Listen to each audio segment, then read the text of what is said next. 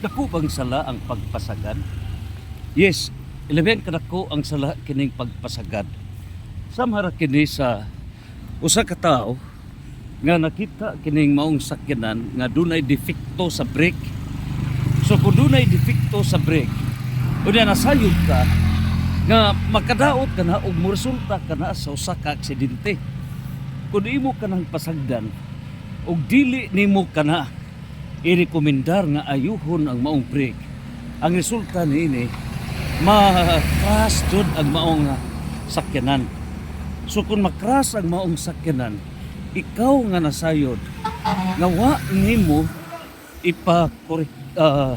ipamekaniko, ipaayo ang maong sakyanan, maapil ka sa pagpakasa.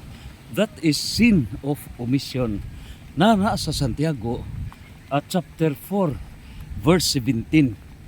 So kining pagpasagad usa ka dakong sala.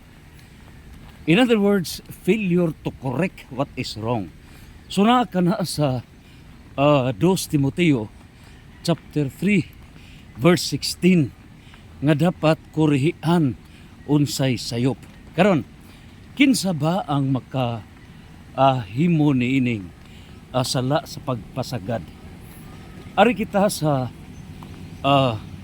mga ginikanan o nining kutuha, dunay mga anak nga natanaw nga nahimo ng followers sa gender ideology nga wa na maghimo sa iyang kaakuhan, man as a man, a woman and a woman.